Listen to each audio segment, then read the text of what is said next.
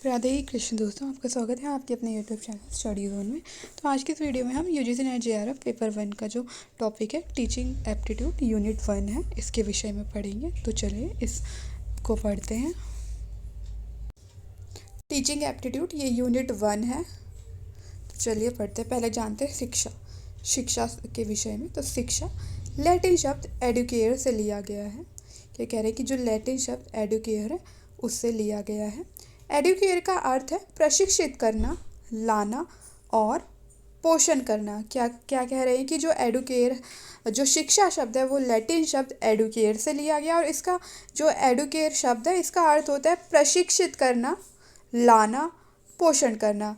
इसीलिए हम कह सकते हैं कि शिक्षा व्यक्तिगत प्रतिभा और उसकी आंतरिक क्षमताओं को विकसित करने और आकार देने के लिए है। क्या कह रही है कि जो शिक्षा है वो व्यक्ति की जो क्षमताएं हैं और जो प्रतिभा है उसकी जो प्रतिभा और आंतरिक क्षमता है उसको विकसित करने का कार्य करते हैं, उसे आकार देने का कार्य शिक्षा करती है। आगे देखते हैं। थॉर्नडाइक ने कहा है कि शिक्षा का अर्थ विकास, जो शिक्षा है उसका अर्थ विकास है, और जो विकास का अर्थ है वो बहुपक्षीय विकास। इस प्रकार शिक्षा व्यक्ति को स्वच्छता से जीने और ईमानदार जीवन जीने में सक्षम बनाता है। तो थॉर्नडाइक कह रहे हैं कि जो शिक्षा है उसका अर्थ होता है विकास, और जो विकास होता है इसके अंतर्गत वो बहुपक्षीय विकास है। बहुपक्षीय विकास पर यह बल देती है, और इस प्रकार से शिक्षा व्यक्ति को स्वच्छता से जीने और ईमानदार जीवन जीने में सक्षम बनाती है। रविन्द्रनाथ टैगोर जी का कथन है ये। शिक्षा का मुख्य उद्देश्य आत्म साक्षात्कार है।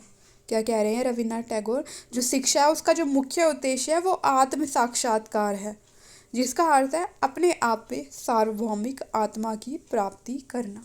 यह एक ऐसी प्रक्रिया है जिसकी अनुभूति शिक्षा के बिना असंभव है।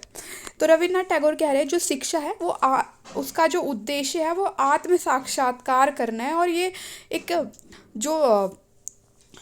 यह एक ऐसी प्रक्रिया है जिसकी जो आत्म साक्षात्कार की जो प्रक्रिया है वो ऐसी प्रक्रिया है जो शिक्षा अनुभूति है जो शिक्षा के बिना असंभव है। क्या कह रहे हैं, जो आत्म साक्षात्कार है वो बिना शिक्षा के असंभव है। अब देखते हैं स्वामी विवेकानंद जी क्या कहते हैं। ये कह रहे हैं कि शिक्षा एक व्यक्ति में पहले से ही पूर्णता की अभिव्यक्ति है। क्या कहा है कि जो शिक्षा है वो किसी भी व्यक्ति में पूर्णता की अभिव्यक्ति है। शिक्षा मानव निर्माण है जो चरित्र निर्मित करती है, मन की शक्ति बढ़ाती है, ज्ञान का विस्तार करती है, और जिसके द्वारा आदमी अपने पैरों पर खड़े हो सकते हैं। तो क्या कह रहे हैं कि शिक्षा के द्वारा मानव का निर्माण होता है, मानव के चरित्र का निर्माण करती है, मानव की जो मन की शक्ति है उसको बढ़ाती है, मानव के ज्ञान का विस्तार शिक्षा के द्वारा ही मनुष्य में जो ज्ञान का विस्तार होता है, और इसके द्वारा आदमी अपने पैरों पर खड़े हो सकता है। यानी कि पैरों पर खड़ा होना मतलब कि किसी लायक बनना, अपने ज्ञान के द्वारा अपना जीविकोपार्जन कर सकना। इस प्रकार से अरस्तु ने शिक्षा को एक स्वस्थ शरीर में एक स्वस्थ मस्तिष्क के निर्माण के रूप में परिभाषित किया है। क्या कह रहे हैं अरस्तु की शिक्षा एक जो मानव का शरीर होता है वो एक शिक्षा उसके स्वस्थ मस्तिष्क के निर्माण के रूप में परिभाषित किया गया। कह रहे हैं जो शिक्षा है उसके द्वारा व्यक्ति के मस्तिष्क का निर्माण होता है, एक स्वस्थ शरीर में एक स्वस्थ मस्तिष्क के निर्माण के रूप में परिभाषित किया। यानी कि ये कह रहे हैं कि जो शिक्षा है, शिक्षा के द्वारा मानव के मस्तिष्क का निर्माण होता है। अब देखते हैं हेनरिक पेस्टोलॉजी। शिक्षा मनुष्य की जन्मजात शक्तियों का प्राकृतिक सामंजस्यपूर्ण और प्रगतिशील विकास है। यह कह रहे हैं जो मनुष्य की जन्मजात शक्तियाँ हैं उनका सामंजस्यपूर्ण और प्रगतिशील विकास शिक्षा के द्वारा ही होता है। शिक्षा के अर्थ को दो परिप्रेक्ष्यों में समझा जा सकता है। क्या कह रहे हैं कि जो शिक्षा है उसके अर्थ को दो मुख्य परिप्रेक्ष्यों में समझा जा सकता है, एक व्यापक अर्थ में और दूसरा संकुचित अर्थ में। तो पहले देखते हैं संकुचित अर्थ में शिक्षा क्या है। शिक्षा का संकुचित अर्थ। शिक्षा केवल शिक्षण संस्थानों में ही नहीं दी जाती है, इसका निश्चित पाठ्यक्रम और अवधि है। क्या कह रहे हैं, जो संकुचित अर्थ में जो शिक्षा है वो केवल और सिर्फ केवल शिक्षण संस्थानों में दी जाती है, और इसका जो सिलेबस है, पाठ्यक्रम है, वो भी पहले से ही निर्धारित होता है, और इसकी ड्यूरेशन यानी कि अवधि भी पहले से ही निर्धारित होती है। पाठ्यक्रम, शिक्षण के तरीके, परीक्षा और शिक्षक पूर्व निर्धारित है। क्या कह रहे हैं कि जो पाठ्यक्रम यानी कि सिलेबस है, शिक्षण के तरीके हैं, और जो परीक्षा है, और जो शिक्षक हैं, ये सब कुछ पहले से ही निर्धारित होता है इस संकुचित अर्थ के अंतर्गत। यह कक्षा निर्देशों और शिक्षण के माध्यम से शिक्षा के निश्चित लक्ष्य को प्राप्त करने के लिए व्यवस्थित है। ये जो शिक्षा है, ये कक्षा में जो निर्देश होते हैं और शिक्षण के जो माध्यम होते हैं, माध्यम से शिक्षा के निश्चित लक्ष्य को प्राप्त करने के लिए व्यवस्थित है। यानी कि एक जैसे कि सिलेबस जो है बना दिया जाता है, और फिर उसकी ड्यूरेशन होती है ना कि इतने समय में हमें ये वाला टॉपिक कवर करना है, फिर इतने समय में ये टॉपिक कवर करना है, और फिर उसके बाद एग्ज़ाम होंगे। तो ये वही बात कह रहे हैं कि जो कक्षा निर्देशों और शिक्षण के माध्यम से ही शिक्षा के निश्चित लक्ष्य को प्राप्त करने के लिए व्यवस्थित है। इन संस्थानों से प्रमाण पत्र प्राप्त करने के बाद शिक्षार्थी को उचित रोजगार मिल सकता है। शिक्षा एक ऐसी प्रक्रिया है जिसके द्वारा किसी विषय पर ज्ञान या जानकारी प्राप्त किए जा सकते। क्या कह रहे हैं कि शिक्षा के द्वारा किसी भी विषय पर हम जो है ज्ञान प्राप्त कर सकते हैं, या और भी जानकारियाँ प्राप्त कर सकते हैं। तो अभी हमने शिक्षा का जो है संकुचित अर्थ देखा था, अब हम देखते हैं व्यापक अर्थ में शिक्षा। कक्षा की 4 दीवारी तक सीमित नहीं है, यानी कि जो व्यापक अर्थ में शिक्षा है वो केवल कक्षा की 4 दीवारी तक सीमित नहीं है, बल्कि यह तो जीवन भर चलने वाली प्रक्रिया है। क्या कह रहे हैं, जो संकुचित शिक्षा है वो एक तरह से स्कूल में दी जाती है, और जो व्यापक अर्थ में जो शिक्षा है वो कक्षा की 4 दीवारी तक सीमित नहीं है, यह तो जीवन भर चलने वाली प्रक्रिया है। व्यापक अर्थों में इसे जीवन कहते। क्या कह रहे हैं कि व्यापक अर्थों में इसे जीवन कहते हैं। जीवन ही शिक्षा है और शिक्षा ही जीवन है। क्या कहा गया कि जीवन ही शिक्षा है और शिक्षा ही जीवन है। मंदिर, घर, चर्च, खेल के मैदान, क्लब, समाज, स्कूल के माध्यम से प्राप्त अनुभवों में शिक्षा का व्यापक अर्थ शामिल है।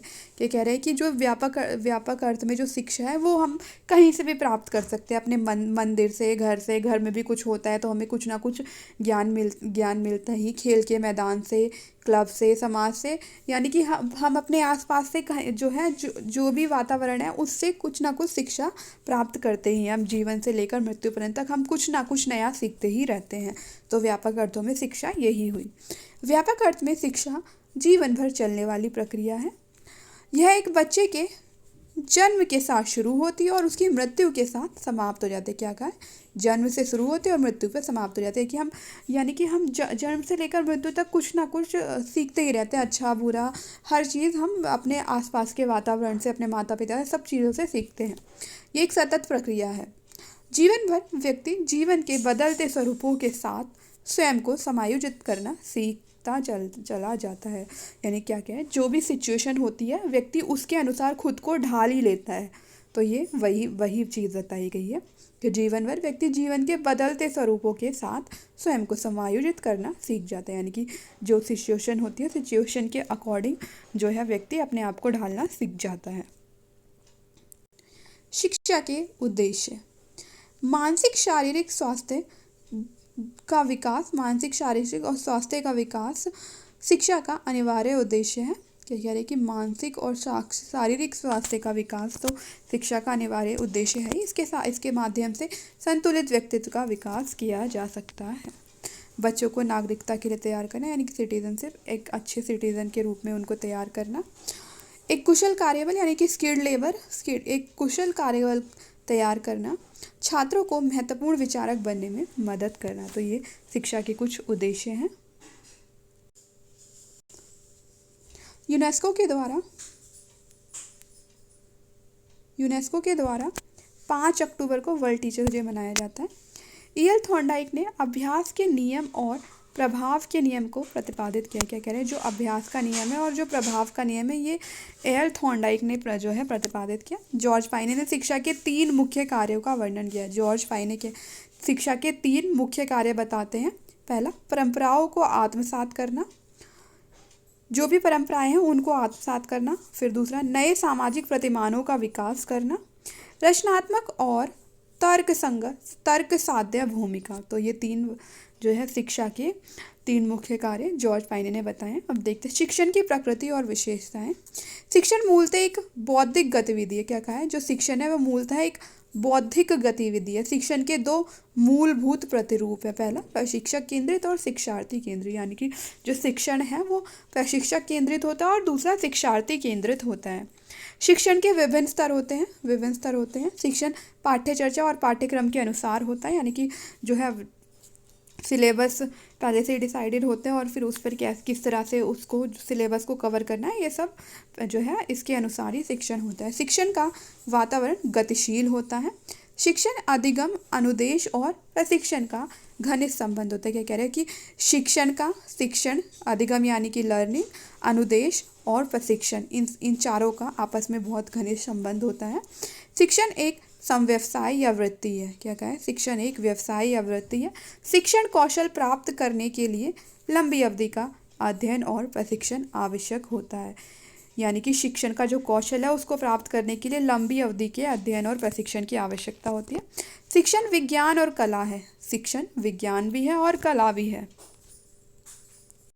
तो इस क्लास को यहीं पर समाप्त करते हैं। मिलते हैं आपसे अगली क्लास में। तो अगली क्लास में हम शिक्षण का अर्थ पढ़ेंगे। लाइक करें, शेयर करें और हमारे चैनल को सब्सक्राइब करें।